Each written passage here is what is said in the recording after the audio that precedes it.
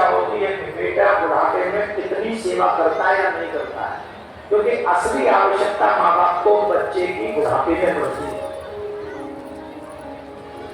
बेटा अच्छा है या बुरा है, इसकी परीक्षा बुढ़ापे में होगी। बेटी की परीक्षा बेटी जवान हो तब उसकी परीक्षा होती है।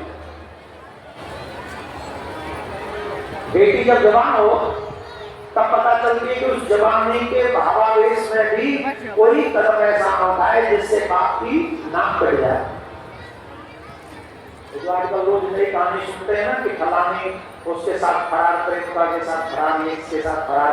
अब आप प्रेमिका और प्रेमी की बात तो सुनते हो, पूरा समाज प्रेमी प्रेमिका का सपोर्ट करता है, लेकिन उस बाप का क्या जिसने उंगली पकड़ के तुम्हें पैदल चलना सिखाया, उस बाप के बारे में कोई क्यों नहीं सोचता है समाज कि वो बाप कैसे जिएगा, वो माँ कैसे जिएगी, वो माँ समाज को क्या दिखाएगी।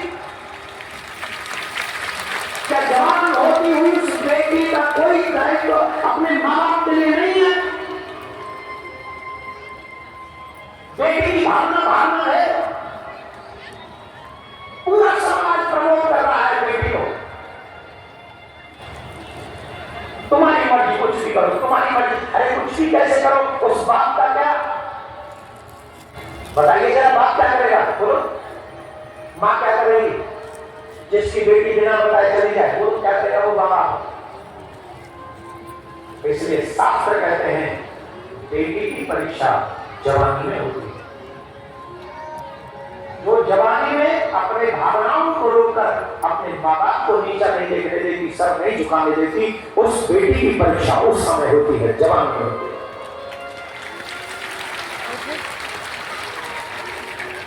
मित्र की परीक्षा भी बुरे समय में होती है। आप किसी बड़े पद पर बैठ जाओ, लाखों मित्र मिल जाएंगे, किराए के मित्र मिल जाएंगे, रास्ते में चलो, hello I want to friendship with you, आज पद पर बैठा है, लेकिन जब संकट में आए तब कोई कहे कि मैं मित्रता करना चाहता हूं, समझना वही सच्चा मित्र है। धीरज धर्म मित्र नारी, आपातकाल राखिए जारी।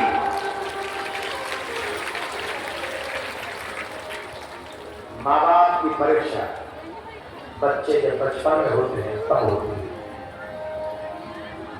कि हम अपने माँ बाप बच्चों को वो संस्कार दे सकें जिससे हमारे बच्चे गलत रास्ते पर न जाएं, अच्छे रास्ते पर जाकर वो अपना भी विकास कर सकें, अपने समाज का विकास कर सकें, अपने माँ बाप की सेवा कर सकें। ऐसे संस्कार हमें हमारे बच्चों को दे देने चाहिए। बोलो राधे राधे। जोर से बोलना पड़ेगा। तो उस देवी ने अपने धर्म को चुना और वो बच्चा अग्निकुंड में गिर गया। वो बच्चा अग्निकुंड में गिर गया और माँ जो थी वो आराम से अपने पति के चरण दबाती रही, चरण दबाती रही, चरण दबाती रही। उसी समय जब ये बालक अग्निकुंड में गिरा तो अग्निकुंड में गिरते ही वो बालक को अग्निदेव थर-थर कांपने लगे।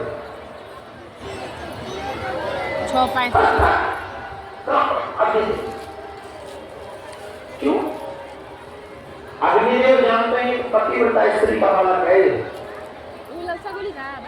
अगर मैंने इस बालक का एक रोम भी जला दिया, रोमा भी जला दिया, तो इसकी मां में वो सामर्थ है जो सबको जला देता है अग्निदेव, ये उसे भी जला के नष्ट कर सकती है।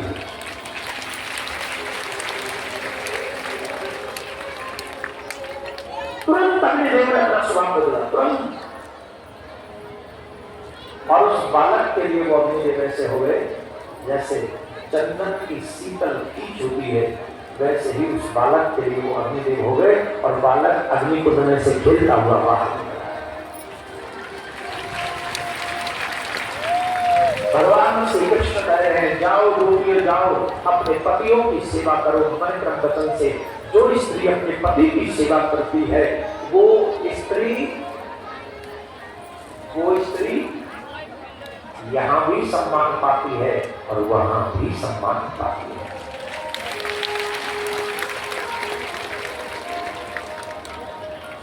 गोपियों ने कहा, देव जी जिनके लिए हम संसार छोड़ के आए थे वो फिर से संसार में भेज रहे हैं। ये अच्छे ज्ञानी महात्मा मिल गए। तो गोपियों ने भी एक प्रश्न किया, महाराज हम भी आपसे एक प्रश्न करना चाहते हैं, कृपा करके उसका आंसर हमको दे दीजिए। हाँ जरूर पूछे। हमको बताइए, मिट्टी के पति की सेवा करनी चाहिए कि सच्चे पति की सेवा करनी चाहिए? हम आपसे जानते हैं। भगवान श्री कृष्ण कहते हैं जब तक हमें सच्चे पति न मिले तब तक हमें मिट्टी के पति की पूजा करनी चाहिए, और जब हमें सच्चे पति मिल जाए तो मिट्टी के पति की पूजा छोड़कर हमें सच्चे पति की सेवा करनी चाहिए।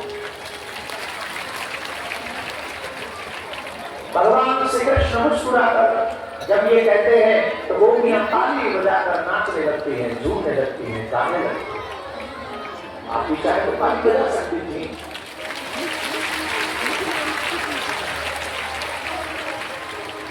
भगवान ने कहा क्यों नाच रही, क्यों मगन हो रही, इतना आनंद क्यों मना रही हो? बोले महाराज आप ही बापो पर आप ही का न्याय, आपने न्याय कर दिया।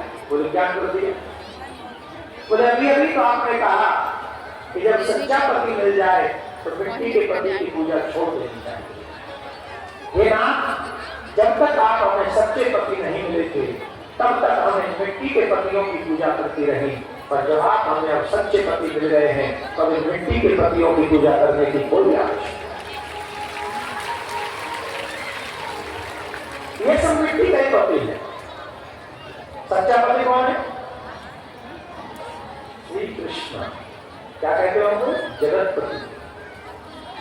हमारा जो पति है वो 20, 25, 50 साल का पति है। हाँ जी ना जी। और कई तो कसम खा के बैठी करवा चौथ 7 जन्म तक छोड़ूंगा ना तेरा साथ सोनिया। अच्छा कौन कौन चाहता है कि 7 जन्म तक यही मिले जैसा है अभी फिलहाल प्रेजेंट में? तो देवी है वो हाथ उठा रही है कि 7 जन्म में हमको यही चाहिए। हाँ देख लो एक बार सोच समझ के आप उठाओ तो कि हम ये प्रार्थना करने वाले हैं प्रिया कांजू से कि आपको यही मिले 7 जन्म। ये तो हो ही गया 6 और मिलेंगे। तो बताओ कौन कौन को चाहिए यही वाला? 2000 मॉडल लीजिए। हाँ नीचे करो। किस पुरुष को यही पत्नी 7 जन्म चाहिए?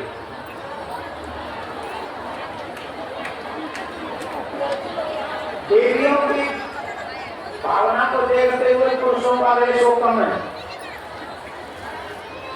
देवियां कहती है हमारा पहला जन्म है, 7वां जन्म जी चाहिए, 6 जन्म और चाहिए, और देवियां और देवता कह रहे हैं हमारा आखिरी जन्म है महाराज, जिसको पता नहीं है, ये 7वां ही है।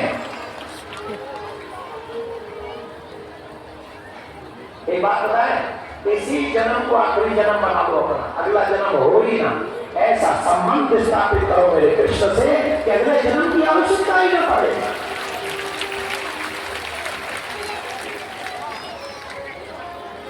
किसी की आवश्यकता नहीं पड़े अगले जन्म, अगला जन्म हो ही ना। तो ब्रज की गोपियों की भावना को समझ के भगवान श्री कृष्ण ने उनके साथ रास किया, कामदेव को वहां पर परास्त किया। गोपियों को अभिमान हुआ था, इसलिए भगवान श्री कृष्ण गोपियों को छोड़कर बीच में अदृश्य हो गए थे। तब श्री कृष्ण के विरह में गोपियों ने गोपी गीत का पाठ किया। आइए हम गोपी गीत का पाठ करेंगे। आप लोग श्रद्धा से यही भाव रखें कि हम भी गोपी हैं, और जो कार्यकर्ता सेवा कर रहे हैं वो सेवा करते रहेंगे, कोई काम नहीं होगा। कार्यकर्ता सेवा करेंगे, सब बैठे बैठे इस गोपी गीत के कुछ श्लोक हम आपको सुनाना चाहते हैं, वो सावधानी से आप सुने, और उसके बाद भगवान के विवाह में प्रवेश करेंगे। कल कथा का समय बार-बार सुने। कल कथा 1:30-2 बजे प्रारंभ हो जाएगी, आस्था पे 4 बजे से ही आएगी। 1:30-2 बजे कथा प्रारंभ होगी, और कल सनातन यात्रा भी निकाली जाएगी। सनातन बोर्ड का निर्माण हो, कृष्ण आने वाली पीढ़ी सुरक्षित हो, इसके लिए गौ माता की भी सेवा हो, गौ हत्या बंद हो। इन सब भावों को लेकर हम कल सनातन यात्रा निकालेंगे। तो कल आज जितने लोग हैं, कल 5-5 लोगों को और ले जाइए। आप ला सकते हैं। किसके जानकार हैं जो 5 रह गए, जो यहाँ आए नहीं आए, वो आप बताए जिनके जानकार नहीं आए, सब क्या है? ऐसा तो नहीं हो सकता। तो आप लोग अधिक से अधिक लोगों को लेकर कल पहुंचेंगे। 2 बजे से पहले आप आए। आइए, गोपी का ये पाठ जयते देविकम